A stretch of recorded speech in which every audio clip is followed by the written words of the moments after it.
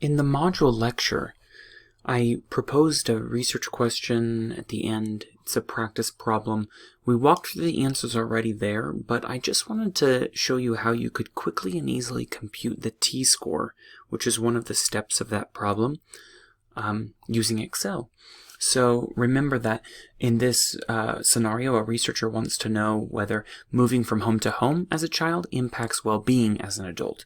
She took a sample of 12 young adults who moved 5 or more times before the age of 16, and then administered a well-being questionnaire to them. And that well-being questionnaire has an average of 40 in the population, so that's the population mean.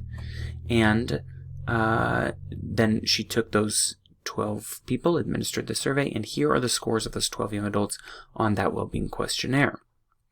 So in order to compute the t, which is what we really want, we have to find the mean of this sample, and we have to subtract from it the mean of the population, dividing it by the standard error of the mean, which is of course computed right here as the standard deviation of that set of scores divided by the square root of n, the sample size.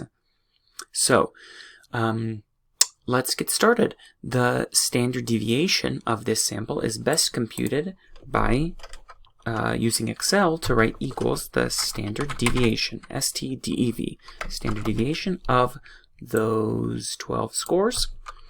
And of course, the standard deviation there is 3.275. If we take the standard deviation and divide it by the square root of n, then that's the standard error of the mean. So I'm going to write that here, standard error. And this will be equal to the standard deviation divided by the square root, parentheses, of 12, which is the n size here. Remember, we did 12 young adults. That says it up here, 12 young adults. Okay, so we have the standard error as 0.945. Right there, standard error. That goes on the bottom of the t equation. But the top of the t equation, the numerator, has the mean of the sample. Oh, we know how to do that.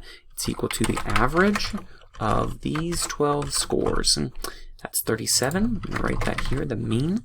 And of course, the mean of the population is 40. That was given in the problem, the average of 40 in the population. So we take the mean of the sample, 37, minus 40, and divide it by the standard error of the mean, which we just computed right there. So our t statistic is equal to 37 minus 40. Of course, that needs to be in parentheses, so we tell the computer, remember, do the numerator first, subtract those first, and then divide it by the standard error of the mean, which is there, and your t is negative 3.17. Super fast and easy.